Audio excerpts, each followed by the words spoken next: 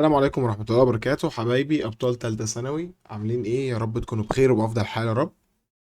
دلوقتي ميعادنا بقى مع كتاب المفاهيم فيزيكس في المودرن. طبعا احنا خلصنا خلاص الجزء بتاع الإلكتريستي، فصصناه مع بعض كده في فيديو حوالي ساعتين. وريتك إزاي تستخدم كتاب المفاهيم عشان تحل أسئلة الإلكتريستي. دلوقتي هنشتغل مع بعض بقى جزء الإيه؟ جزء المودرن فيزيكس. قبل ما نبدأ بس حابب أكد عليك حاجة مهمة قوي، وهي إن الفيديو ده والفيديو اللي قبله اللي هو كان الساعتين اللي هو عرفتك فيه ازاي تستعمل المفاهيم جوه اللجنه عشان تحل الجزء بتاع الالكتريستي، والفيديو ده هما مش شرح. انا مش بشرح لك المنهج كله من الاول، اكيد مش هشرح لك المنهج كله في ساعتين. تمام. الفكره كلها ان انا بفكرك بقوانين كنا بنعمل ايه. تمام. طيب انت طالب مني ايه؟ والله طالب منك انت تشوف معايا الفيديو بتاع كتاب المفاهيم ده، تفتكر القوانين كلها، تعدي على قوانين المنهج كلها بالراحه وعلى مهلك. تمام. ترجع للفيديوهات الموجودة عندنا هتلاقينا حالين الاسترشادي كله، كل الاسترشادي بتاع 2026، وحالين النماذج حالين امتحان السنة اللي فاتت دور أول ودور تاني، وامتحان الأزهر بتاع السنة دي. تمام. دول مع كتاب المفاهيم أنت كده مش محتاج أي حاجة تانية. تمام. عايزك تركز قوي في الموضوع ده عشان ما تعتمدش إن هو إيه ده، فيديو ساعتين كتاب المفاهيم يبقى أنا كده ده المنهج كله في ساعتين. ده مش بيحصل. أنا بس بوريك كتاب المفاهيم ده هتستعمله إزاي، إيه اللي ناقصك عشان تزوده، معلومات جديده مش مكتوبه عندك هتحتاجها في اللجنه، الكلام ده كله. تمام. بفكرك وبقرا معاك كتاب مفاهيم. يلا بينا نبدا على طول. اللهم انفعنا بما علمتنا وعلمنا ما ينفعنا وزدنا بك علما. بسم الله الرحمن الرحيم. انت هتلاقي الجزء بتاع المودرن هيبدا معاك من صفحه رقم 435 تقريبا من الكتاب. تمام. دي بيج 435. تعالى نتاكد كده. اه فعلا 435 هي بدايه المودرن عندك، بدايه من شابتر 5. تمام. بدأ يتكلم عن ايه؟ بدأ يتكلم عن الكلاسيكال فيزيكس اللي هم ما قدروش يكسبلين ماني فينومينا. تمام. ما قدروش بقى ايه يحددوا حاجات من اللايت والراديشن interact with electrons or atoms. ماشي. تمام. يبقى تاني كلاسيكال فيزيكس ما قدروش ان هم يوضحوا بعض الظواهر. تمام. بالتجربه، زي ان اللايت او الاي ام راديشن، دي اي ام دي يعني الكترو ماجنتيك، الكترو ماجنتيك radiations interact with ايه electrons and الاتومز. طيب اللايت or any electromagnetic radiation بيتكون من huge collection of photons، فوتونات كتير جدا. كل فوتون فيهم عنده انرجي، الانرجي بتاعته اتش، لا اتش ميو، دي علامه الميو ها، اتش في ميو. ايه الاتش دي؟ ده كان رقم ثابت بتاع ماكس بلانك، كان ب 6.625 تايمز 10 باور نيجاتيف 34. اتش دي هي بلانك كونستانت، والميو دي هي الفريكونسي. طبعا انا عارف ان الرسمه دي مش واضحه، بس انا هحاول كده ان انا ايه اوضحها معاك. طبعا دي الالترا فايولت راي، دي الاكس راي. تمام كده. دي لازم تبقى الجاما راي، بس هي مش واضحه خالص يعني. بعدين من هنا بقى ديت هي الفيزيبل لايت. الفيزيبل لايت بقى بص هم روي جي بيف بقى اللي انت عارفه. الفيزيبل لايت ده اللي هو روي جي بيف. ريد، اورنج، يلو، جرين، بلو، انديجو، فايلت. الريد ده كان 700 نانومتر، والفايلت كان 400 نانو متر. وبعد كده بقى عندك الميكروويف، التي في ويف، والراديو ويفز. فانا كده طبعا طول ما انت نازل لتحت كده، طول ما انت رايح هناك كده، تلاقي ايه اللي بيزيد معاك؟ هتلاقي اللامدا بتزيد، الويف لينث بيزيد. تمام. ولكن طول ما انت رايح كده برضو هتلاقي بقى ايه الفريكونسي بتقل. فتعالى نعمله العكس بقى، وانت ماشي العكس هتلاقي الفريكونسي بتزيد، فبالتالي طبعا الانرجي هي كمان بتزيد. فانا يلا بينا. طبعا من هنا لازم تعرف قانون مهم قوي اللي هو السي ايكوال ويفلنس في فريكونسي. القانون ده عندك من تانية ثانوي ومهم قوي وبتستعمله هنا كتير قوي. ايه هي السي؟ دي سرعه الضوء، سرعه اللايت، 3 times 10 to the power 8. فانا عباره عن الويف لينث فريكونسي. فعشان كده احنا عرفنا ان الويف لينث والفريكونسي عكس بعض. الجراف ده مهم جدا، الجراف بتاع العالم ماكس بلانك. بيقول لك الديستريبيوشن بتاع الراديشن انتنسيتي بريديوسد في الهوت جلوينج بودي ويز ويف لينث از كولد بلانك ديستريبيوشن. مفيش امتحان ثانويه عامه بيخلو من الجراف ده. تمام كده؟ جراف اللي ما بين الراديشن اللي اسمه بلاك بودي راديشن. تمام. It's also found that the wavelengths at which البيك، طبعا دي كده المفروض تبقى wavelengths maximum يعني، البيك بتاع الكيرف is inversely proportional للتمبريتشر، وده قانون العالم فينز لو. تمام كده؟ بيقول لك ان الويفلنس tends to infinity or to zero. الانتنستي بتاع الراديشن tends to zero برضو as well يعني. تمام. يعني من الاخر عايز تقول ايه؟ مش عايز اقول حاجه والله، الموضوع سهل قوي. قانون العالم فين قال ايه؟ فين قال لك حاجه بسيطه قوي. قال لك بخط كبير كده عريض الويفلنس انفرس مع التمبريتشر بالكلفن. خلي بالك هو السؤال ده هو ما عندوش غير الفكره دي. يعني ايه ما عندوش غير الفكره دي؟ يعني سؤالها بيجي هبل قوي. بيجي يقول لك على فكره ويف لينث 1 على ويف لينث 2 ايكوال تمبرتشر 2 على تمبرتشر 1. عبيطه قوي، عبيطه جدا. بس كلكم يا جماعه بتنسوا تحولوا كلفن. كلفن بيبقى عندك الديجري سيلسيوس بتجمع عليها 273 عشان تحولها ايه؟ لكلفن. فانا مش التحويله دي الله يكرمك. كلاسيكال فيزيكس قال لك since الراديشن is an electromagnetic wave الانتنسيتي بتاع الراديشن بيزيد مع الفريكونسي. زمان قال لك كده. زمان قال لك ان لو عندك جراف ما بين الراديشن انتنسيتي مع اللامدا بيبقى انفرس. الكلام ده غلط. ليه الكلام ده غلط؟ قال لك ما هو فكر فيها كده، لما اللامدا تبقى تقريبا زيرو هتلاقي ان الراديشن انتنسيتي واصله لفوق، ده واصله للماكسيمم، واصله للانفينيتي. يعني لما يكون اللامدا تقريبا تند تو زيرو الانتنس هتبقى انفينيتي. هو في جسم في الدنيا عنده اشعاع انفينيتي؟ فالكلام الكلاسيكال ده يا جماعه ما كانش مظبوط. هما جم بقى ظبطوه، المودرن فيزيكس بقى جم اتكلموا بقى قال لك ايه؟ قال لك الكيرف is repeated for all hot bodies which emit continuous radiation not only the sun but also the earth and all bodies even living creatures. حتى احنا، حتى كائنات الحيه بتطلع radiations. but the earth being a non-glowing body الارض هي جسم غير متوهج.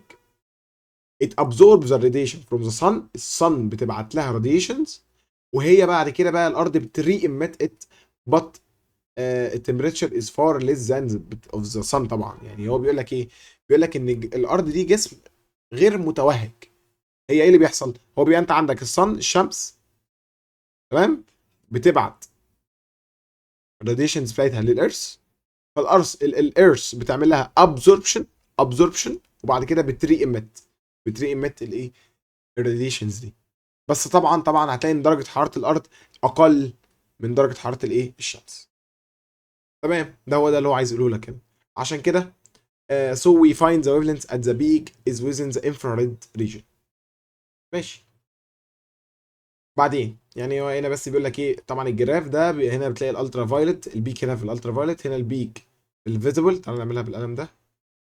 هنا البيك في الالترا فايلت، هنا البيك في الفيزيبل، هنا البيك في الانفراريد.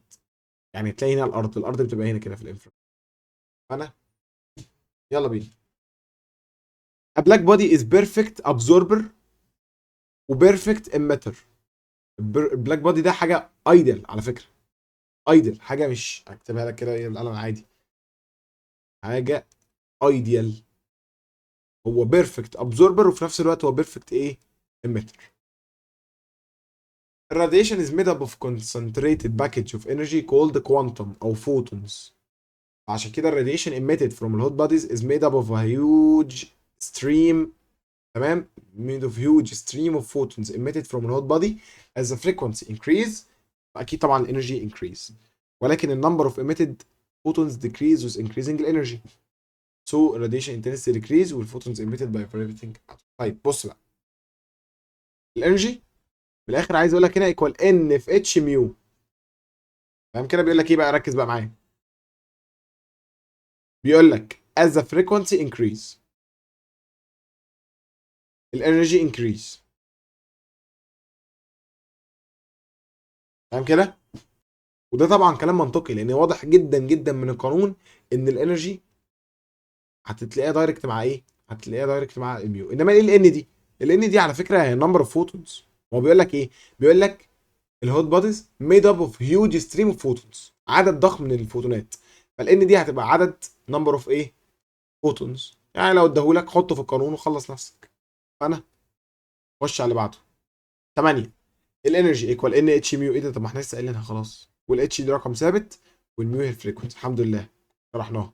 الاتوم doesn't radiate as it remains in one energy level. والسؤال ده خلي بالك جه في امتحان الازهر، ان الاتوم ما بتعملش راديشن طالما هي في one energy level. ولكن if the vibrating atom shifts from a higher energy level to a lower energy level الاتوم emit a photon. ودي كانت بدايه شابتر 6. يعني ايه؟ يعني لو انت عندك الكترون فوق اهو كده اكسايتد، اكسايتد يا باشا، هو معاه انرجي عاليه، وهو نازل لتحت الالكترون بقى، هو نازل لتحت بيمت فوتون بقى، بيطلع لك فوتون بقى ايه اللي انت عايزه، بيمت فوتون. فانا يبقى زي ما بيقول لك الاتوم ما بتعملش راديشن، ولكن لو الفايبريتنج اتوم شيفت من هاي انرجي ليفل للور انرجي ليفل اتمت فوتون.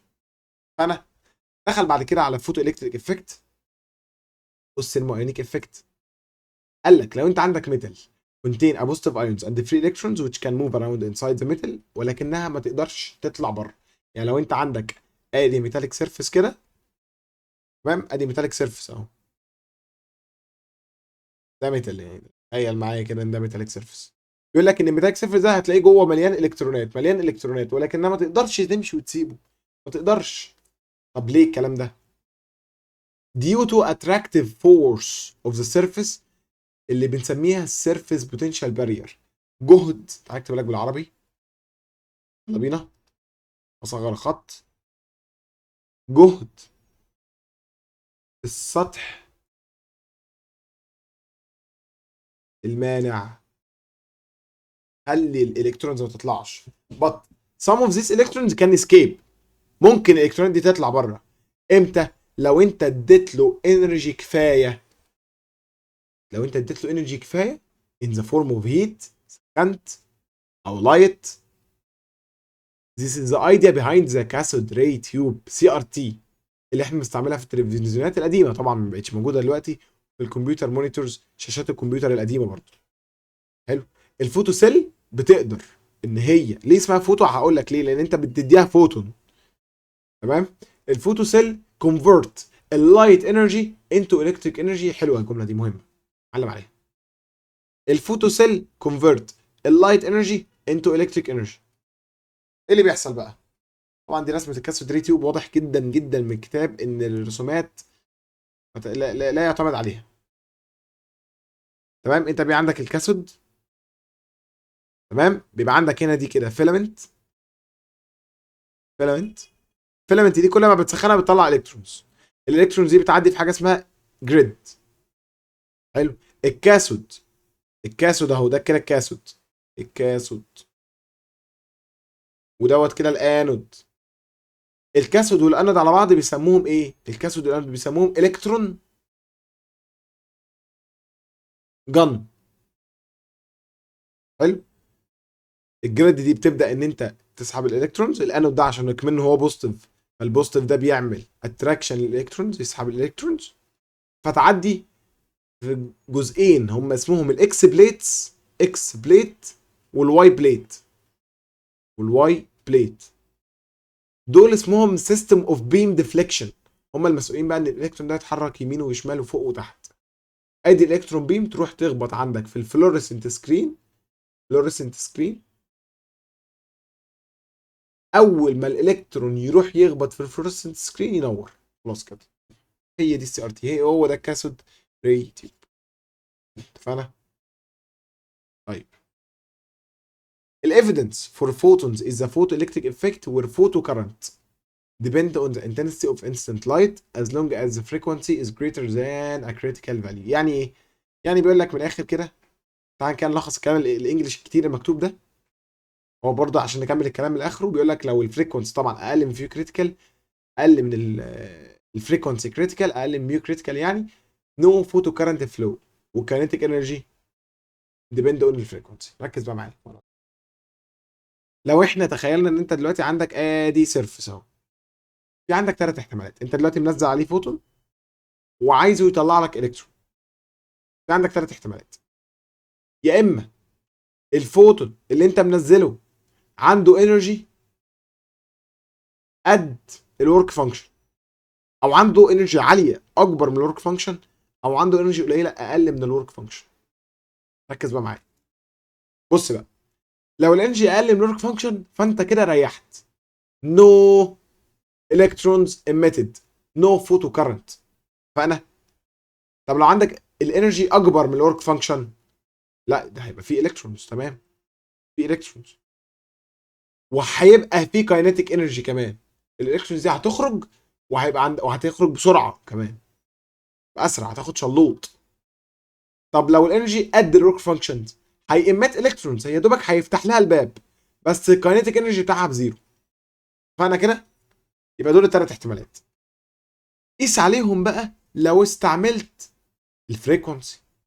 والله لو الفريكونسي قد الفريكونسي كريتيكال، لو الفريكونسي اكبر من الفريكونسي كريتيكال، لو الفريكونسي اصغر من الفريكونسي كريتيكال. فاهم كده؟ ايه اللي هيحصل؟ لو الفريكونسي قد الفريكونسي كريتيكال فهيميت الكترونز، بس الكاينيتيك انرجي بتاعها بزيرو. خلاص بقى عرفنا بقى. هيميت الكترونز وعندها كاينيتيك انرجي اكبر من الزيرو، نو الكترونز. يعني كده تلات احتمال. عندك احتمال تاني؟ اكيد طبعا عندي احتمال تالت. ايه الاحتمال التالت؟ اللامدا تساوي اللامدا كريتيكال. اللامدا اصغر من اللامدا كريتيكال، اللامدا اكبر من اللامدا كريتيكال. لو تلاحظ انا عكست بقى. ايه اللي هيحصل؟ والله لو قد بعض هيميت الكترونز، بس كاينتيك انرجي زيرو. تعالى نجيبها بس كده ايه شمال شويه.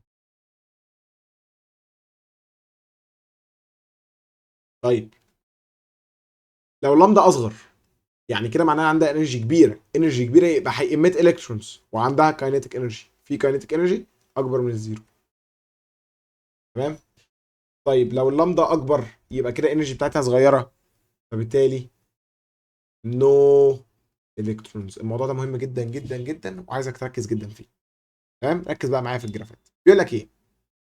بيقول لك لو الفريكونسي اكبر من الكريتيكال فريكونسي، فبالتالي ايه؟ الفوتو الكتريك افكت، الفوتو كارنت هيديبند على الانتنستي. يعني ايه؟ يعني العدد هيزود لك، يزود عدد. يعني ايه برضو؟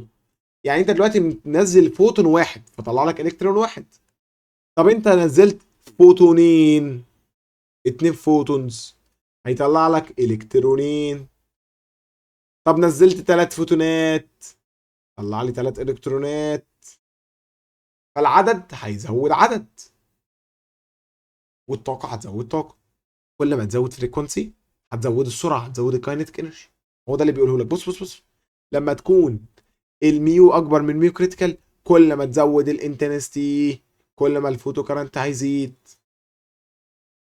طب لو الميو اصغر، كل ما تزود الانتنستي ولا الهواء ولا هيعبرك اصلا. مفيش اصلا الكترونات هتطلع، مفيش، زيرو، زيرو، نو الكترونز. تمام. والجراف اللي قدامك ده، ده بص، ده مهم جدا حقيقي، ده مهم جدا جدا جدا جدا جدا جدا. اهو ده. شايف؟ شايف مهم ازاي؟ النقطة دي نيجاتيف ورك فانكشن ما تنساش. النقطة دي ميو كريتيكال مهمة جدا. السلوب اتش، شكرا، مهم. حفظ، لازم تبقى عارفه صم، ده مهم، بيجي كل سنة. فانا يلا بينا. قال لك الورك فانكشن ما بتتغيرش، هي بتعتمد بس على نوع الميتال والمينيمم بتاعها. تمام، it is the minimum to free an electron. وطبعا عشان تجيبها هي ايكوال اتش ميو كريتيكال، وكمان اتش سي على اللامدا كريتيكال. يلا بينا. It's to be noted that in mu critical والاي work vary for different materials. يعني كل ماتيريال محتاجه ورك فانكشن مختلفه عن الثانيه. دونت ديبند اون اللايت انتنستي، ما بتعتمدش خالص على اللايت انتنستي، وده اللي قاله اينشتاين، هو اللي اكتشف الموضوع ده. ما بتعتمدش على الاكسبوجر تايم. صح فعلا، ما بتعتمدش خالص على الاكسبوجر تايم. يعني انت معرض للميتال ده لللايت لوقت قد ايه، ما بتعتمدش على الكلام ده خالص. دونت ديبند اون البوتنشال ديفرنس خالص. اينشتاين اللي قال كل الكلام ده. بص اينشتاين قال ايه كمان؟ قال لك ان الكينيتيك انرجي ايكوال هاف ام في سكوير ايكوال اتش ميو ماينس اتش ميو كريتيكال. وده القانون اللي انت بتحل لي بيه الفوتو الكتريك افكت. فانا كده يلا بينا خش على اللي بعده. الفوتون عنده ماس على فكره، عنده مومنتوم، ودي حاجات بتثبت البارتكل نيتشر. لما يقول لك ماس اعرف بارتكل نيتشر. عنده مومنتوم بي ال اللي هي ام في في. عنده كونستانت سبيد سي ب 3 تايمز 10 to the power 8 ما تتغيرش which is the speed of light، دي سرعه الضوء. it has a size denoted by wavelengths، عنده لامدا. if a photon falls on a wall it applies a small force on it but if it falls on an electron the electron will be thrown off، هيتحدف due to its small mass and size. وده اللي قاله العالم كومبتون. كومبتون قال لك الموضوع ده. قال لك ايه بقى؟ تعال نشرح كده كومبتون بعد كده نقرا الكلام المكتوب ده. بيقول لك كومبتون ده اصلا كان بيبروف النيتشر بتاعت البارتكل نيتشر. بارتكل نيتشر اوف ايه؟ اوف الفوتون. يعني ايه؟ يعني لو انت عندك انسيدنت فوتون مثلا من الجاما راي او من الاكس راي مثلا. جاما راي يا عم مثلا. جا جاما راي. اشمعنى جاما راي؟ عشان جاما راي دي عندها انرجي كبيره. لما يخبط في الالكترون هي عامله شبه كراش كده، حادثه عربيه. اللي هيحصل ان الفوتون هيحصل له سكاترنج، سكاترد فوتون، سكاترد فوتون، شتت. وفي نفس الوقت الالكترون هو كمان سكاترد، كل واحد هيروح في طريق. انا طب ركز بقى معايا. المنطقي والبديهي ان ده ان الاستيك كوليجن. تمام؟ يعني ايه من الاخر؟ يعني الانرجي بتاعت الانسيدنت فوتون بتساوي السكاترد فوتون بلس السكاترد الكترون. هو ده اللي بيقوله لك. بص بيقول لك ايه؟ الانرجي بتاعت الفوتون بلس الانرجي بتاعت الالكترون بيفور ايكوال الانرجي بتاعت الفوتون والانرجي بتاعت الالكترون افتر كوليجن. صح منطقي. طب والمنطقي ايه كمان؟ منطقي ان الجاما راي دي عندها انرجي جباره عاليه قوي، انرجي كبيره، فريكونسي كبيره، فمومنتم كبيره، الماس بتاع الفوتون كبير، بس لمضه يا عيني قليله عشان هي عكسهم كلهم. طب بعد الكوليجن بعد الحادثه ايه اللي حصل؟ يا عيني فقدت من الانرجي بتاعتها، فقدت من المومنتم، فقدت من الماس، فقدت من الفريكونسي، بس اللمضه زادت اللي هي عكسهم كلهم. طب هل السرعه اتغيرت؟ لا يا حبيبي، السرعه ما اتغيرتش. وركز لي بقى في الموضوع ده. السرعه والله ما تتغير. السرعه دي 3 تايمز 10 to the power 8 ما بتتغيرش والنبي. والنبي السي ما اتغيرتش، 3 تايمز 10 to the power 8 بتاعت الفوتون. اول ما اقول لك فوتون قول لي سي. فوتون يبقى سي.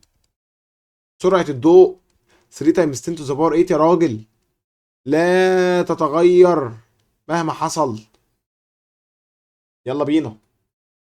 قلنا ايه؟ قلنا عشان تحل كومبتون هتقول ان الانرجي بتاعت الانستنت فوتون ايكوال الانرجي بتاعت السكاترد فوتون بلس الانرجي بتاعت السكاترد الكترون، دول بلس بعض بيساووا الانستنت فوتون. فانا طيب تعالى بقى نتكلم عن الالكترون. والله الالكترون واضح ان هو اكتسب طاقه، بس عنده ايه اللي ثوابت؟ الثوابت بتاعته هو الماس بتاعه هيفضل ثابت، وكمان التشارج بتاعته هتفضل ثابته 1.6 تايمز 10 باور نيجاتيف 19، والماس بتاعه يفضل ثابت 9.1 تايمز 10 باور نيجاتيف 31. ثوابت كلها ثوابت. فانا اتفقنا. الويف describes the collective behavior of الفوتونز. تمام، مهمه دي وحلوه. قلنا ان الويف نيتشر هي collective behavior، مجمعه. طيب اينشتاين اخترع قانون E equal mc سكوير. تمام كده؟ قال لك اللوس اوف ماس is converted into energy. القوانين دي مهمه جدا، ان الفورس ايكوال 2 ام سي فاي ال، او 2 اتش ميو على سي فاي ال، او 2 باور على سي. اوريك دلوقتي كل القوانين متجمعه في ورقه واحده. كل الهري اللي احنا فيه ده دلوقتي يعني تاني مش هنحتاج منه حاجه. تمام. يلا بينا. الويف لينث بتاع الفوتون ايكوال اتش على مومنتم، وده قانون الويف لينث equal to Planck constant divided by linear momentum. The same relation apply to moving particle. تمام كده. او الويف لينث associating particle motion، الويف لينث المصاحب لايه؟ لحركه الجسم او الالكترون. تمام. يلا بينا. طبعا ده قانون عالم اسمه ايه؟ دي براولي يعني. بيقول لك لما فوتون falls on a surface comparison is made between اللامدا والinner atomic distance. لو اللامدا اكبر من الانر atomic distance، من الانر distance، فبالتالي الفوتونز sense the surface as a continuous one and gets reflected.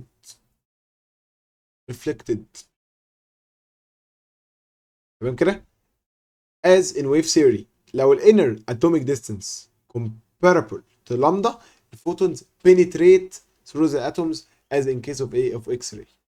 يبقى المعلومة دي مهمة، دي حلوة، دي مهمة عشان حفظها صعب، فأنا عايزك تعلم على دي. تمام كده. علم لي عليها، دي مهمة. تاني بيقول لك ايه؟ ان لو انت عندك فوتون الانر ديستانس اكبر من الويف لينث، لو الانر ديستانس اكبر من الويف لينث ايه اللي هيحصل؟ هيحصل بنتريشن. طب لو اصغر هيحصل ريفليكشن. يبقى يا بنتريشن يا ريفليكشن. خلاص، يبقى لو الويف لينث اكبر قول له هيحصل ايه؟ الله اكبر هيحصل، لو الويف لينث اكبر يحصل ريفليكشن، لو الويف لينث اصغر يحصل بنتريشن زي في حاله الاكس راي. طبعا الالكترون مايكروسكوب بيثبت the Pauli relation for particles، بيديتكت الديمينيتيف بارتكلز، الحاجات الصغيره، الاجسام الدقيقه. الالكترون مايكروسكوب طبعا عنده قانون اهو، الاي فولت ايكوال هاف ام في سكوير. طبعا ده جهاز مهم جدا بيستعملوه في المعمل، بيعتمد على في طبعا في تشغيله على الويف نيتشر، بيثبت الويف نيتشر بتاعت الالكترونز. الفلوسيتي بتاعت الالكترونز كان بي كالكوليتد بالقانون اللي انا هوريه لك ده. كمان بيقول لك طبعا انت عندك نوعين من الميكروسكوب، يا اما الكترون يا اما اوبتيكال ميكروسكوب. في الاوبتيكال ده انت بتستعمل الضوء، في الالكترون انت بتستعمل الايه؟ الالكترونات. في الاوبتيكال ميكروسكوب اللايت راي از يوزد while in the electron microscope الالكترون بيم از يوزد. وده طبعا المقارنه اللي ما بينهم، يعني الرسمه معاك وكل حاجه معاك. هي دي الصفحه من الاخر اللي لما لك الشابتر ده كله، احنا مش عايزين غيرها. من الاخر عندك القوانين energy equal h mu equal h ساعة لامدا equal mc سكوير equal momentum في c.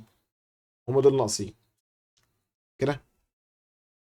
السي طبعا equivalence frequency، ده طبعا قانون عندك من تانية ثانوي، ده طبعا قانون العالم فين، مهم جدا. ان اللامدا والتمبريتشر عكس بعض.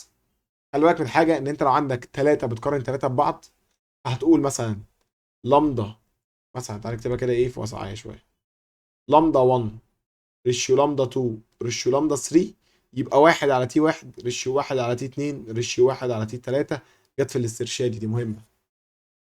الورك فانكشن هي عباره عن اتش ميو كريتيكال او اتش سي على لامدا كريتيكال. الفوتو الكتريك افكت هي عباره عن، عشان تجيب الكاينيتيك انرجي بتاعت الالكترون، الفوتو الكتريك افكت لما رسمت لك قلت لك كده فوتو الكتريك تنزل فوتون طلع الكترون. تمام. اللي داخل قد اللي خارج. انرجي كاينيتيك انرجي بتاعت الالكترون عباره عن الانرجي بتاعت الانسيدنت فوتون، هو ده الفوتون، تشيل منها بس الورك فانكشن. اللي داخل قد اللي خارج. طبعا الكاينيتيك انرجي ممكن تفكها تبقى هاف ام في سكوير، انرجي الفوتون اتش ميو، الورك فانكشن اتش ميو كريتيكال. ممكن طبعا تفكها اتش سي على اللامدا واتش سي على اللامدا كريتيكال، مفيش مشاكل يعني. طبعا ده قانون العالم اينشتاين ام سي سكوير. قانون الماس هو ده متكرر. تمام. ده برضو هو اللي فوق متكرر. ده مهم جدا وبيتنسي، ام سي فاي ال مهم جدا. الفورس ايكوال 2 ام سي فاي ال ايكوال 2 اتش ميو على سي فاي ال ايكوال 2 باور على سي. سي طبعا رقم ثابت 3 تايمز 10 باور 8. امال ايه فاي ال دي؟ دي الريت اوف emission اوف الكترونز. ريت اوف الكترونز. تمام. تعالى بقى ناخد حوار ريت اوف الكترونز ده، عشان لقيت سؤال في النماذج الاسترشاديه سؤال حلو قوي قوي قوي قوي، ربط لك حوار الريت اوف الكترونز. السؤال كان عايزك في الاخر تحسب له الفايل، وبعد ما تجيب الفايل بيقول لك احسب لي الكرنت. بص بقى العباطه، الفايل ده اصلا ايكوال ان على تي، لو ضربتها في الاي هتجيب الاي. شفت اللي حصل؟ يعني عايز تقول ايه؟ انا عايز اقول لك بمنتهى البساطه ان الفاي ال دي هي عباره عن ان على تي، صح؟ لو ضربتها في اي كده انت جبت له الاي. برضه ما فهمتش عايز ايه؟ يعني عايز اقول لك الفاي ال دي لو ضربتها في اي انت كده جبت له الاي. جت في النماذج، جت في نموذج رقم 9 او في نموذج رقم 10 حاجه كده. تمام. الباور ايكوال اي فاي ال اللي هي اي ان على تي. دي طبعا قوانين العالم دي براولي، اتش على مومنتم او اتش على ام في. ودي طبعا قوانين كومبتون افكت، قلت لك ان الانرجي قبل ايكوال الانرجي بعد. وطبعا الكاينتيك انرجي ايكوال هاف ام في سكوير ايكوال اي فولت، وده طبعا الكاينتيك انرجي بتاعت الالكترون. فانا طبعا ناقصك شويه حاجات اكتبها لك تحت، بقيه قوانين العالم دي براولي، واللي هي بتقول لك ان اللامدا ايكوال اتش على مومنتم اللي هي اتش على ام اف في، صح؟ ده اللي مكتوب. في نفس الوقت ايكوال اتش على روت 2 اي فولت في ماس الالكترون. في نفس الوقت ايكوال اتش على روت 2 كاينتيك انرجي في ماس الالكترون. فانا ماس الالكترون ده رقم ثابت اللي هي 9.1 تايمز 10 باور نيجاتيف 31، والاي ده رقم ثابت 1.6 تايمز 10 تو باور نيجاتيف 19. فانا كده يلا بينا. وماس الالكترون ده هو يعني ده ماس الالكترون ده هو نفس الرقم. يلا بينا كده، الحمد لله يكون خلص شابتر 5. يلا بينا نخش على بعضه. يلا بينا دلوقتي نبدا مع بعض في شابتر 6. وشابتر 6 كان بيتكلم عن حاجه اسمها الاتوميك سبيكترم. تمام. عندنا بدانا ببور اسامبشنز. قال لك ايه بور؟ قال لك ان لو الالكترون اتحرك من الاوتر انرجي ليفل، يعني من هاير انرجي ليفل E2 لانترنال انرجي ليفل E1. يعني مثلا ادي عندك تو ليفلز اهو، ادي E2 وادي E1. لما الالكترون يتحرك من E2 ل E1 بيemit فوتون، واتكلمنا عن الموضوع ده من شويه في شابتر 5. هو بيقول لك كده لو الالكترون اتحرك من هاير انرجي ليفل للور انرجي ليفل released in a form of photon, energy is released in the form of a photon. الفريكونسي بتاعتها ايكوال ميو. طب بتحسب الميو دي ازاي؟ بتقول له الانرجي والله ايكوال اتش في ميو ايكوال اتش سي على اللامدا ايكوال الدلتا اي، الفرق ما بينهم E2 minus E1. تمام كده؟ يلا بينا بعد كده. قال لك اتكلم عن حاجه اسمها الستاندنج ويفز. We can estimate the radius of the orbit by considering that the wave accompany the electron. الويف لينث المصاحب لحركه الالكترون بيتحرك في حاجه اسمها ستاندنج ويف. ستاندنج بيعمل حاجه اسمها ستاندنج ويف، هو ده الشكل. طب بعيد الستاندنج ويف دي ازاي؟ ركز معايا. بتعد 1 2 3 4 5 6 واقسم على 2. 6 على 2 يبقى دي كده 3. يبقى كده ال n ب3 اهي. طب عد تاني 1 2 3 4 5 6 7 8. يبقى ال n ايكوال 8 على الاتنين ب4. طب بعد ما جبت ال n اعمل ايه؟ هتعوض في قانون بيقول لك ان ال n لامدا ايكوال 2 باي ار، 2 باي ار ايكوال n لامدا. طيب ايه ال n دي؟ ال n دي هي الليفل اللي هو فيه، مع احترام ان الليفلز هي كي ال ام ان او بي. 1 2 3 4 5 6. انت طبعا عندك لحد 5 بس، سيبك من بي ده، سيبك من بي خالص. فانا والار ده هو الراديوس، الراديوس اوف ذا اوربت. فانا كده يلا بينا. بعد كده قال لك ان احنا قسمنا اللينير سبيكترم دول لخمسه جروبس او خمسه سيريز. ايه هم؟ ليمن بالمر باشن براكت فونت. تاني، ليمن بالمر باشن براكت فونت. ولازم تحفظ، او انت كده كده خلاص هتلاقيهم معاك اهو. ليمن في الالترا فايلت، بالمر في الفيزيبل لايت، الباشن باشن سيريز في الانفراريد انفراريد، والتالت ده فار انفراريد. طب ازاي اعرف انا فليمن؟ قال لك لما تتحرك من اي ليفل لحد ما تروح للليفل كي اللي هو ان بواحد. ابو بالمر من اي ليفل فروم هاير ليفل لحد ليفل اللي هو ال اللي هو ان تاني ليفل، وهكذا. فاشن التالت، براكت الرابع، فوند الخامس. فانا يلا بينا. طيب الانرجي اوف ذا ليفل، ازاي بتجيب الانرجي بتاعت الليفل؟ قال لك قانون، بس خلي بالك ده في الهيدروجين اتوم بس، عشان بس ايه بلاقي ناس بتعمل حاجات غريبه وبتستعمله في اي اتوم. الهيدروجين اتوم بس بتعمل نيجاتيف 13.6 على ان سكوير، او ممكن تعمل طبعا الرقم ده، بس احنا في الاغلب احنا متعودين ان احنا عشان نجيب الانرجي ليفل بنقول ان الاي بتاعت الليفل ايكوال نيجاتيف 13.6 على ان سكوير، وبعد ما بجيبها كنت بعمل تايمز 1.6 تايمز 10 to the power نيجاتيف 90. فاهم كده؟ تمام. بيقول لك خلي بالك ان الان دي ريبريزنت الليفل. ايوه، يعني لو كي تحط ان بواحد، ال تحط ان الان باتنين، وهكذا. طيب القوانين دول مهمين جدا جدا جدا لو انت عايز تحسب اقل لامدا بتستعمل القانون ده، اعلى لامدا بتستعمل القانون ده. خلي بالك بقى، اكتب جنبهم كده معلش ان اقل لامدا دي كده يبقى دي اكبر انرجي اي ماكسيمم، ودي كده الاي مينيموم اقل انرجي. يعني زي ما احنا كنا دايما بنقول ان انت مثلا يعني لو عندك ادي واحد اتنين تلاتة مثلا اربعة ليفلز، تمام كده، وانت مثلا بتدرس الليفل ده، انا مثلا قاعد دلوقتي بدرس الليفل ده، ازاي تحسب اقل لمضه؟ اقل لمضه دي لما تيجي الكترون ينزل من الليفل اللي هو انفينيتي، نعمل كده مثلا، نعمل كده كده كده كده ونقول لك ده الانفينيتي. الالكترون نازل من انفينيتي رايح للليفل اللي انت بتدرسه، ده كده بيطلع لك اكبر انرجي، يعني بيطلع لك اقل لمضه. تمام؟ ده كده الليفل اللي هو مثلا اللي هو هنا مسميه هو ان، مسميه ان، مسميه لك ايه؟ مسميه لك ان. طيب انا بقى عايز اجيب اقل انرجي، قال لك اقل انرجي دي سهله جدا، من الليفل ده للليفل ده اهو، من الليفل اللي انت فيه للليفل اللي فوقيه، يديلك انرجي قليله فبالتالي لمضه كبيره. انا كده هو ده اللي هو كاتبه لك يعني من الاخر. اي ان بلس 1 دي يعني اللي فوقه، اللي فوقه على طول، اللي فوقه. ماشي، يلا بينا نخش على بعضه.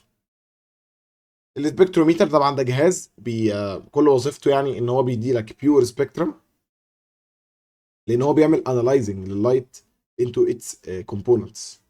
يعني ممكن مثلا السبكتروميتر ده لو دخل له كده لايت، اللايت ده بقى يعمل له انالايزنج مثلا الحاجات الفيزيبل، الحاجات الانفيزيبل. يعني اللايت ده ممكن يبقى فيه مثلا انفراريد ريز، هو بقى بيعمل لك ايه؟ انالايزنج ليها، بيحللها، بيفصلها، بيفصصها. فاهم؟ اللايت يخش على السبكتروميتر هنا، ده كده السبكتروميتر، حصل له انالايزنج. يلا بينا. طيب by studying the spectra of different substances whose atoms are in excited state we note that عندك كذا نوع من السبكترا، اما continuous spectrum او اما line spectrum. الكونتينوس spectrum ده contain all possible wavelengths and include continuous distribution of frequency. يعني بص، ده ما بيقفش، مستمر في كل الويفلنسز الممكنه، في continuous distribution توزيع مستمر. تمام؟ وده طبعا بيجي من الوايت لايت او بيجي من الكور اوف ذا صن، كونتينوس. تمام؟ طب ايه اللاين سبيكترم ده؟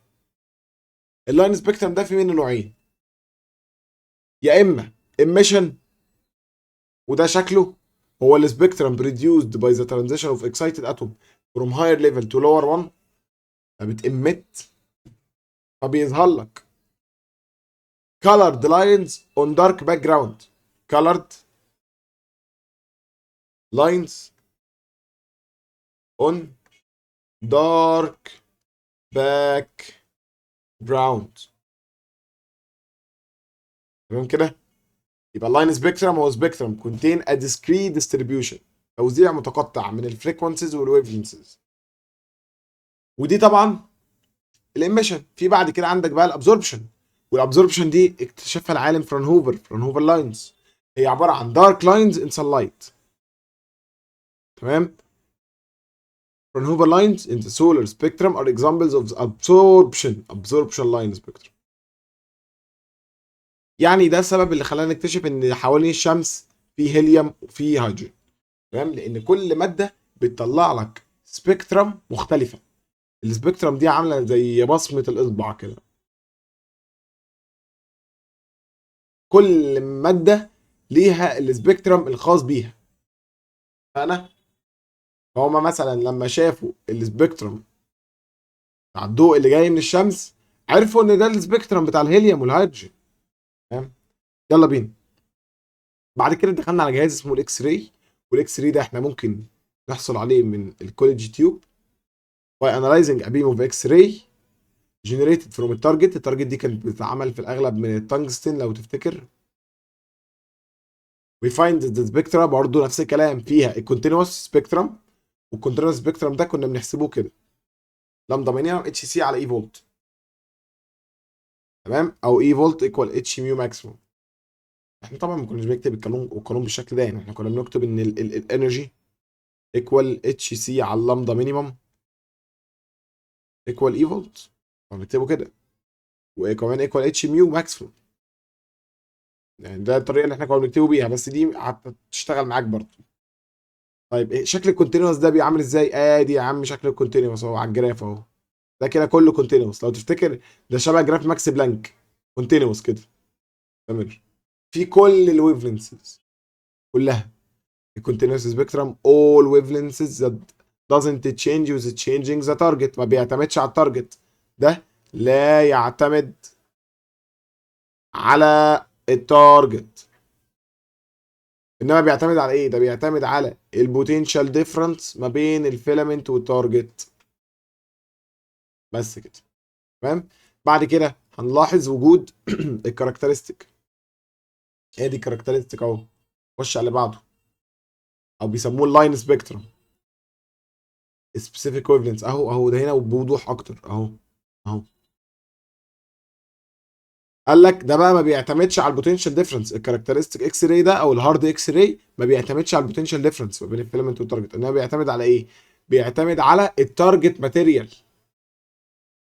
depend on the higher atomic number of the target material the smaller the characteristic wavelength of the target.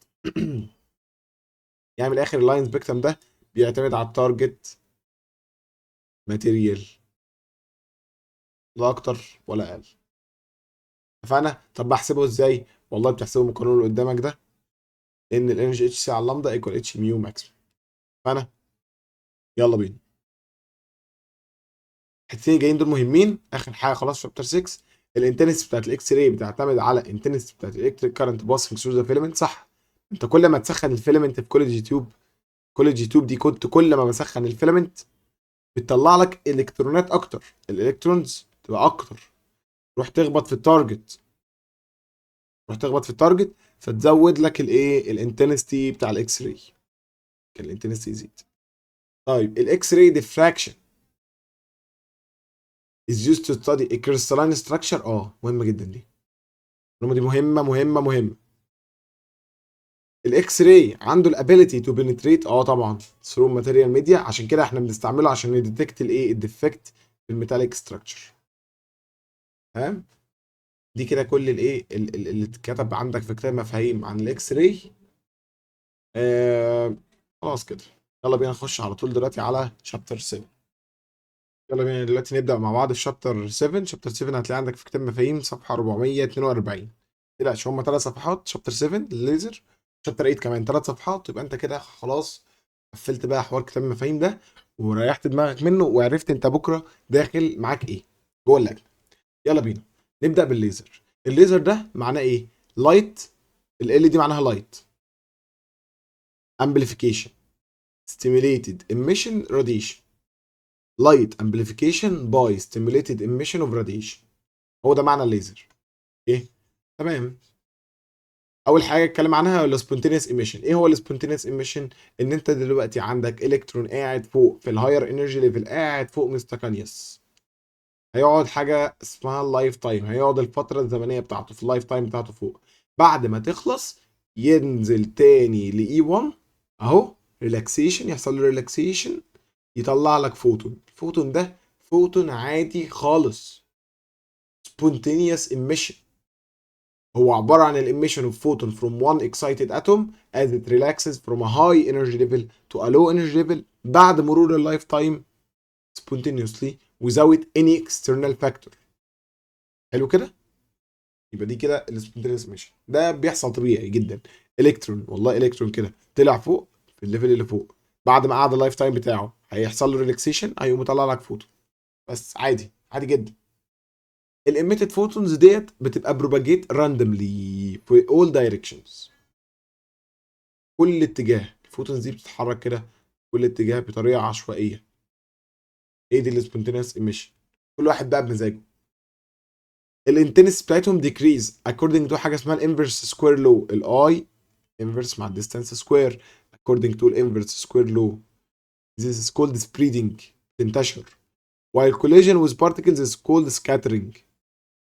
يحصل ما بينهم collision وسكاترينج. الدومينانت راديشن في الاوردينري لايت، يعني زي اللمبه. يعني من الاخر السبونتينيوس ايميشن ده لمبه بيتك عادي اوردينري. حتى المثال اللي انا كنت بقوله لك ايه احنا بنشرح، والله وانا مثلا في بيتي اللمبه اللي منوره في بيتي مش هشوفها مثلا وانا في الشغل، لا ده انا كل ما ببعد الاضاءه دي بتقل. فاهم؟ الاي انفرس مع الديستنس سكوير. اوكي. بعدين دخل يتكلم معاك على حاجه اسمها الاستيميليتد ايميشن. قال لك دي عباره عن الايميشن بتاع الفوتونز فروم الاكسايتد اتوم، تمام، بيفور الاند اوف لايف تايم. بيفور لايف تايم، دي اهم جمله عندي. فور لايف تايم يعني ايه؟ يعني الكترون فوق اكسايتد اهو، قبل مرور اللايف تايم بتاعه قمت انت منزل له فوتون، منزل له فوتون كده من عندك. الفوتون ده مش اي فوتون وخلاص، ده الانرجي بتاعته بتساوي الديفرنس ما بينهم E2 E1. طب ده هيعمل ايه؟ ده هيجبر ان الالكترون ده هيجبره ينزل لتحت. طب هو نزل لتحت مش هيميت فوتون تاني؟ بقى عندك 2 فوتونز. ال2 فوتونز دول ولاد لذينه، كوهيرنت، ان فيز، يعني عندهم نفس الدايركشن ونفس الفريكونسي. كوهيرنت، 2 توأم ما تعرفش تفرقهم عن بعض. ال2 فوتونز دول زي ابراهيم حسن وحسام حسن كده بالظبط، ما تعرفش تفرقهم عن بعض. دايركت، نفس الدايركشن، نفس الفريكونسي، نفس كل حاجه، نفس الويف لينث، نفس الامبليتيود. قال لك the emitted photons have single wavelengths، حتى بيسموها مونوكروماتيك. تمام. الاميتد فوتونز بروباجيت ان سيم فيز. خلاص يا عم عرفنا، وعرفنا ان هم كوهيرنت توأم زي ابراهيم حسن وحسام حسن. بروباجيت ان وان دايركشن، بيمشوا في اتجاه واحد، بيمشوا شبه الجيش. كوليميتد، كوليميتد اهو، كوليميتد بيمشوا نارو باراليل بيم. تمام. الانتنسيتي ريمينز كونستنت حتى بعد مرور لونج ديستانسز. تمام. الانتنسيتي بتفضل ثابته كونستنت. عشان كده بيقول لك ان الليزر ده دونت اوبي الانفرس سكوير لو. تمام. يعني الاي الانتنسيتي بتفضل كونستنت. ماشي. السبريدنج از نل، ما بيعملش سبريدنج، ما بيعملش سكاترنج. وطبعا الدومينانت راديشن بيبقى في الليزر. يعني من الاخر السبونتينيوس دوت، السبونتينيوس اللي فوق، اللي كان فوق ده كده لايت عادي اوردينري لايت. واللي تحت ده يعتبر ايه؟ اللي هو الاستيميليتد ايميشن، ده كده يعتبر ليزر. خلي بالك هو الليزر برضو لايت عادي، يعني سرعته 3 تايمز 10 باور 8 برضو عادي. فاهم كده؟ لايت عادي جدا. خش على بعضه. يبقى من الاخر عرفنا ان الليزر ده بيور مونوكروماتيك كوليميتد، ماشيين مع بعض شبه الجيش، بارال، كوهيرنت، سيم فيز ودايركشن، نفس الزمان والمكان. عندهم كونسنتريشن، عندهم هاي انتنسيتي. هو ده الليزر. الليزر بيم ترانسميتد فور لونج ديستانس وزاوت ماتش لوس انرجي، عشان كده بيعرفوا يجيبوا المسافه ما بين الارض والقمر مثلا باستعمال الليزر، لان هو بيقدر يمشي مسافات بعيده من غير فقدان في الطاقه. they are highly collimated. The diameter stay constant for long distance without much a scattering. فانا طيب بعد كده دخلنا نتكلم عن حاجه اسمها الثيوري اوف ليزر. الثيوري اوف ليزر دي ثلاث حاجات: الاكتيف ميديوم، الاميشن اوف راديشن فور اكسايتد اتوم، والامبليفيكيشن. فاهم كده؟ طيب الاكتيف ميديوم دي كانت اكتيف ميديوم كانت ماست في الستيت اوف بوبوليشن انفرجن. بعد كده الاميشن اوف راديشن فور الاكسايتد اتوم ثرو الستيميوليتد اميشن، واخر حاجه الامبليفيكيشن. فاحنا كنا بنحفظهم في ثلاث كلمات كده عشان بس ايه نخلص من الكلام ده كله. كنا بنحفظهم ازاي؟ فكرني فكرك. اول حاجه population inversion، بعد كده stimulated، ثانيه واحده معلش. فاول حاجه كان population inversion، تاني حاجه stimulated emission، وتالت حاجه amplification. ده كان اختصارا لكل الكلام ده. فانا خلاص كده يبقى انت عرفت ايه الاختصار من الاخر. بعدين قال لك ازاي الامبليفيكيشن ده بيحصل. بتحط مرايتين، واحده بتعكس لك وواحده سيمي ترانسبيرنت بتعكس برضو، بس في نفس الوقت هي بتخرج شويه فوتونز. انا نفس الكلام اهو، مرايتين يعكسوا، يفضلوا يعكسوا يعكسوا يعكسوا، فيحصل امبليفيكيشن باي مالتيبل ايه ريفليكشنز. فانا يلا بينا. ما احنا مثلا لو رجعنا فوق كده، لو رجعنا فوق، انا لو الاثنين فوتونز دول حطيت ما بينهم مرايتين، فراحوا الاثنين فوتونز دول راحوا خبطوا ورجعوا تاني، ينزلوا تاني يطلعوا لك بقى 4 فوتونز. فالاربعه يروحوا يخبطوا ويرجعوا يبقوا 8، والثمانيه يخبطوا يبقوا 16، وهكذا. فانت بتعمل مالتيبل ايه ريفليكشنز. طب الليزر ده بيكون من ايه؟ بيكون من اكتيف ميديم. اول حاجه اكتيف ميديم، سورس اوف انرجي، وريزونانت كافيتي. تمام؟ يبقى انت محتاج اكتيف ميديم، يعني مثلا زي الهيليوم والنيون اللي احنا بندرسه. الهيليوم والنيون ده اكتيف ميديم. سورس اوف انرجي مثلا الكتريك ديسشارج، بطاريه. وريزونانت كافيتي بقى اللي انت تحط جواها بقى كل المكونات دي. ايه دي الريزونانت كافيتي؟ تمام؟ تحط جواها كده الهيليوم وتحط جواها النيون. تمام؟ والريزونانت كافيتي اللي هي ايه؟ اللي هي المرايتين. الريزونانت كافيتي دي زي ما قلنا اللي هم التو ميرورز. انا يلا بينا. الهيليوم نيون ليزر هو two elements have been selected. اشمعنى دول؟ قال لك عشان هم عندهم near equality of the value of the same metastable. الميتاستيبل ليفل ده بص بقى، هو بقى هنا جاب لك سيرتها هنا، ما جابلكش سيرتها فوق تقريبا. الاستيميليت ايميشن دي شرط اساسي ان يبقى انت لازم يبقى عندك ميتا ستيبل ليفل، لازم. لان الميتا ستيبل ليفل ده عنده لونج لايف تايم، عشان تلحق تنزل عليه فوق لازم ميتا ستيبل ليفل. هو جاب لك سيرتها فوق. تمام كده؟ بيقول لك laser device include a mixture of helium neon in ratio 10 to 1. يبقى الهيليوم والنيون 10 هيليوم قصادها واحده نيون. تمام كده؟ at low pressure، ادي البريشر بتاع 0.6 ملم ميركوري. وبعدين كنا بنجيب هاي فولتج دي سي سورس كوزنج الكتريك ديسشارج. الالكتريك ديسشارج ده هو سبب الاكسيتيشن بتاع الهيليوم لهاير انرجي ليفل. تمام كده؟ ادي شكل الالكتريك ديسشارج اهي. ادي البطاريه بيحصل الكتريك ديسشارج. طبعا جوه الاكتيف ميديوم هتلاقي اهو الهيليوم والنيون ان ريشيو 10 ل 1. وادي عندك الريزونانت كافيتي اهي، الريزونانت كافيتي. تمام؟ الليزر بيخرج منين؟ الليزر بيخرج من السيمي ترانسبيرنت. دايما يخرج من السيمي ترانسبيرنت عشان هما بيبقوا واحده ترانسبيرنت، واحده بتبقى سيمي ترانسبيرنت. فانا يلا بينا. طبعا دي فاكيوم تيوب يعني بتبقى مفرغه، بيبقى مضغوطه. الضغط بتاعها بيبقى كام زي ما قلنا؟ 0.6 ملم ميركوري. يلا بينا. الرسمه دي مهمه جدا، مهمه جدا جدا جدا جدا. ليش ترانسفيرد من الاكسايتد هيليوم اتوم للنيون اتوم ديو تو زير كوليجن. الجمله دي برضو مهمه جدا. ان الهيليوم ايه وظيفته والنيون ايه وظيفته. قال لك الهيليوم كل وظيفته ان هو بيعمل كوليجن، مش اكتر ولا اقل. بس طب والنيون، النيون ده بقى اللي بيطلع لك الليزر، لان هو اللي عنده الميتا ستيبل ليفل وبيعمل البوبوليشن انفرجن، هو اللي بيطلع الليزر، هو مسؤول عن طلوع الليزر.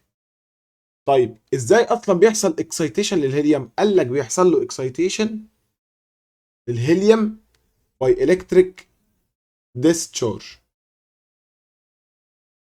تمام. انا عارف والله ان الرسمه دي مش واضحه، بس انت اصلا لو رجعت الامتحان 2025 حاول حله كنت هتلاقيني جبت لك الرسمه دي بوضوح تام يعني. كنت بقول لك ان الهيليوم بيحصل له اكسايتيشن، هفكرك كده هفكرك بسرعه. الهيليوم بيحصل له اكسايتيشن، بعدين يحصل كوليجن، ان هم ات نيرلي انرجي ليفلز عندهم ايكواليتي. الميتا ستيبل ليفل 10 باور نيجاتيف 3 سكندز، رقم كبير، لان الليفل العادي بقى 10 باور نيجاتيف 8 تقريبا، فانت رقم كبير قوي يعني. طيب بعدين الالكترون بيبدا ينزل من E2 ل E1 يطلع لك ليزر، الليزر بيخرج من هنا والويفلنس بتاعه بيبقى 632.8 نانومتر. في الاخر بيحصل رابيد ديكي بيطلع لك انديزايرد فوتونز انت مش عايزها. فانا فطبعا بيقول لك الاكيوميليشن وفي الاكسايتد نيون اتومز في الاكسايتد ليفل هاز ريلاتيفلي لونج لايف تايم 10 باور نيجاتيف 3 سكندز، اسمه ميتا ستيبل ستيت. فبيحصل بوبوليشن انفرجن. ايه هو البوبوليشن انفرجن ده اللي انت عمال تتكلم عنه؟ ان دايما يبقى عندك الليفل اللي فوق مليان الكترونات عن الليفل اللي تحت. الميتا ستيبل ليفل يبقى عندها الكترونات كتيره عشان تطلع لك ليزر كتير. وده طبعا بيحصل في النيون اتوم، زي ما كنت بقول لك النيون هو اللي بيحصل عنده بوبوليشن انفرجن وهو اللي بيطلع لك الليزر. تمام كده. انما الهيليوم كل وظيفته ان هو بيعمل ايه؟ كوليجن. انزل يلا. البريزنس اوف ان اوبيك ميرور وانذر partially transparent mirror، ده بسبب ايه؟ او هم ليه بيعملوا كده؟ بيعملوا كده عشان يبقى عندك المرايات دي act as a reflector for the beam of photons لحد ما البيم becomes sufficient intense او amplified، فيبدا بقى يخرج emerge من السيمي ترانسبيرنت ميرور. يبقى هو بيجيب واحده اوبك وواحده سيمي ترانسبيرنت، يحصل ريفليكشن وطبعا الليزر لازم يخرج من السيمي ترانسبيرنت.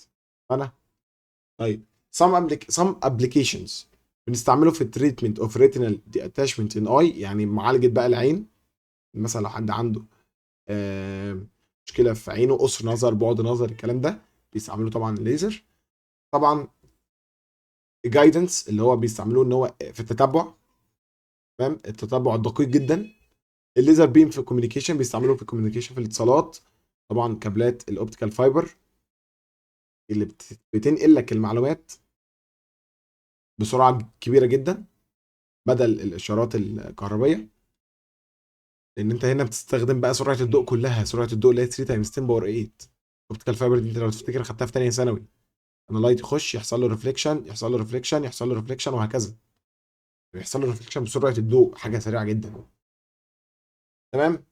بنستعمل برضه في الهولوجرام اللي هو 3 دي ايمج، صور 3 دي object image formed by collecting a light ray that leaves the light the lighting object surface carrying information from it until the image is formed due to the difference in phase. ايه حوار ال difference in phase ده؟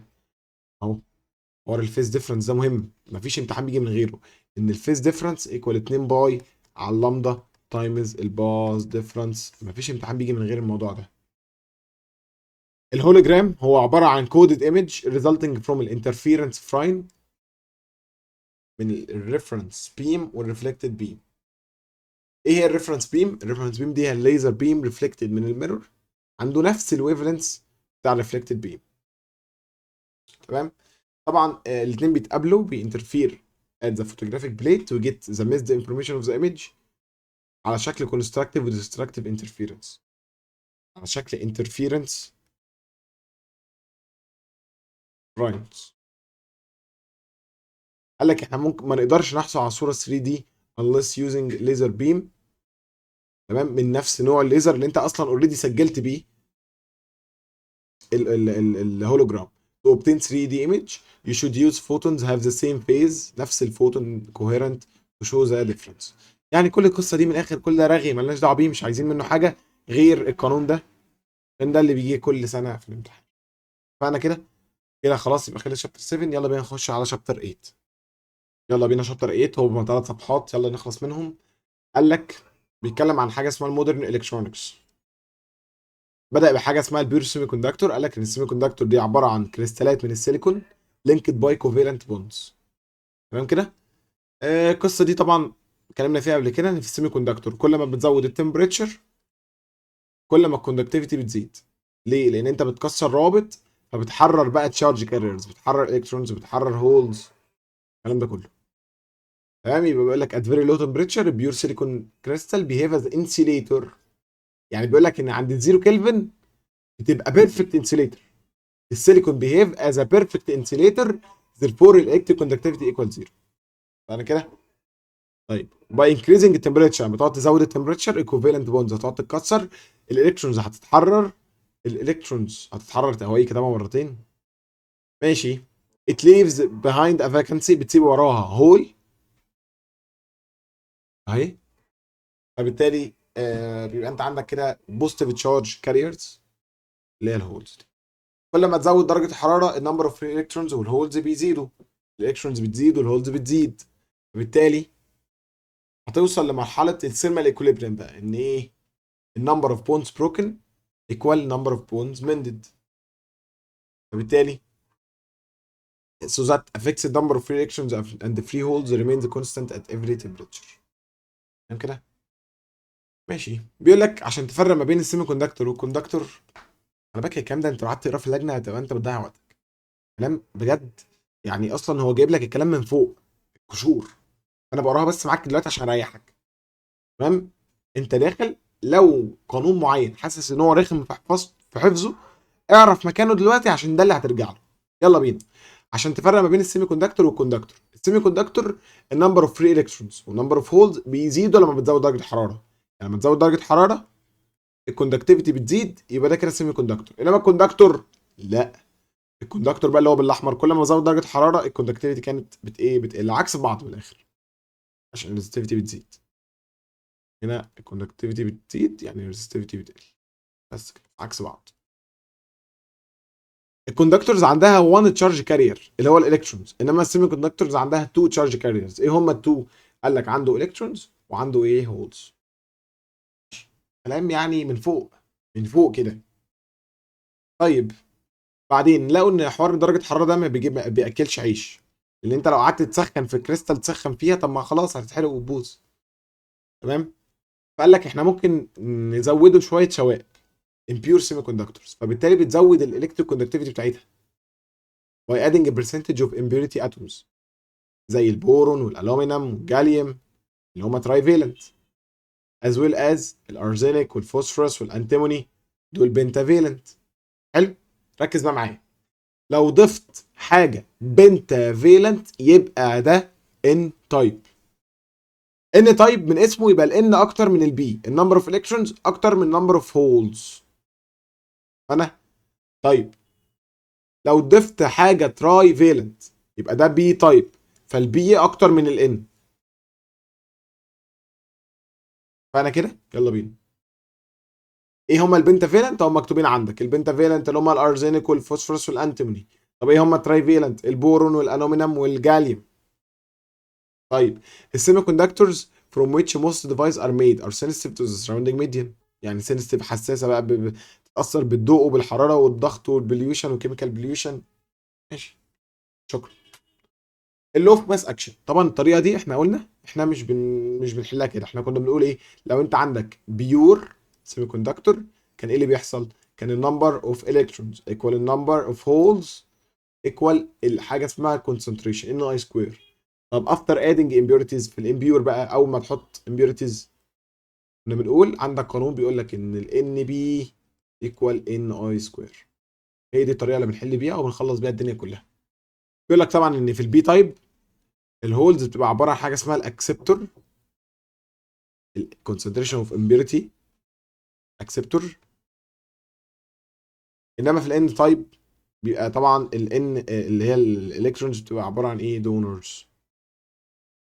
ماشي. بس احنا طبعا مش بنحل كده، احنا بنحل بالطريقه دي، هي دي الاسهل لنا. بعد كده هيتكلم على البي انجكشن. قال لك البي انجكشن دي هي is formed from is formed from two regions B و N. حلو كده. رسم كده اهو. بي وان، بي وان، بي ان جنكشن. لو توصلت كده تشتغل، لان الكرنت هيطلع اهو. لو توصلت كده تشتغل، الكرنت هيطلع. تمام، يخش يعدي. تمام. طب لو توصلت العكس ما تشتغلش. يبقى بي ان جنكشن عباره عن ايه؟ اخدت بي تايب مع ان تايب، حطيتهم جنب بعض، عملت منهم دايود. تمام كده. طيب الفورورد كونكشن اللي هو لو انت موصله بالشكل ده، ادي الكرنت هيعدي جواه. تمام، الدنيا زي الفل، مفيش مشاكل، الكرنت هيعدي، مفيش اي مشاكل. سويتش شغال كلوزد، الدنيا زي الفل. طب الريفرس، يبقى انت عكست البطاريه، الكرنت هيجي يلاقي حته سد، مش هيعدي. انا طيب قال لك الدايود ده احنا بنستعمله عشان نريكتيفاي الالترنيتنج كارنت. تعالى نرسم رسمه الريكتيفاي دي. انت لو كان عندك كده اي سي سورس، وادي ريزيستور، وادي دايود اهو. الرسمه بتاعتها بتبقى عامله ازاي عشان اقول لك ريكتيفاي؟ بتبقى عامله كده، هاف ويف ريكتيفيكيشن. تمام كده. بعد كده خلي يتكلم معاك على الترانزستور. ده شكل الان بي ان ترانزستور، وادي البي ان بي. الان بي ان ده سهم نازل لتحت، بي ان بي سهم طالع لفوق. تمام، وهو مديك توصيلاته، بص، بوزيتيف نيجاتيف بوزيتيف نيجاتيف نيجاتيف بوزيتيف، يعني مش محتاج تحفظ توصيلاته. يبقى انت عندك الترانزستور يا اما ان بي ان يا انما بي ان بي. تمام. ادي القوانين بتاعته، ان الاي اميتر ايكوال اي بيز بلس اي كوليكتور، ده اهم قانون. ادي قانون الفا، وادي قانون البيتا. معاك كل ده معاك. اتفقنا. البيتا دي اسمها كارنت جين، ما ينفعش تنساها، ما ينفعش تنساها. والالفا بيسموه كارنت ديستريبيوشن. تمام كده. اخر قانون عندك في المنهج كله هو قانون الترانزستور از سويتش، لما كان بيقول لك ان الفي سي سي ايكوال في سي اي بلس اي سي ار سي. حلو. المهم بيقول لك طبعا دي الكوليكتور، في سي كوليكتور، الفي سي اي هي البوتنشال ديفرنس ما بين الكوليكتور والاميتر. تمام. وان الار سي هو الريزيستنس بتاعت الكوليكتور اللي هو لود، والاي سي هي الكوليكتور كارنت. اخر حاجه عندك في المنهج خالص وهي لوجيك جيتس، النوت والاور والاند. وكنا بنقول النوت دي دايما بتعمل ريفرس، يعني لو دخلها 0 تخليه 1، لو دخلها 1 تخليه 0. بص، لو دخلها 0 تخليه 1، لو 1 تخليه 0، تقلب تعكس نوت. طب الاور دي عايزه تشوف 1 في اي حته تخرج لك 1. عايزه تشوف طب مثلا شافت 0 و1 تخرج لك 1. طب شافت 1 و1 تخرج لك 1. انما لو الحاله الوحيده اللي ما تخرجش فيها 1 لو لقيت 0 و0 تخرج لك 0، اي حاجه تانية بتخرج 1. تمام. الاند العكس، الاند محتاجه تشوف الاثنين 1، محتاجه تشوف 1 و1 عشان تخرج 1، اي حاجه تانية 0. بص كده، 0 1 0، 0 0 0، 1 و0 0، 0 1 0، اي حاجه تانية. هي الحاله الوحيده اللي تخرج لك 1 لما يبقى داخلها 1 و1. وادي شكل السيركت بتاعتها، ان انت لو قفلت الكي اللمبه ما تنورش، فانت كده عكست، بقت نوت. طيب لو انت قفلت ده او ده، اللمبه هتنور، يبقى انت او قلت او يبقى اور.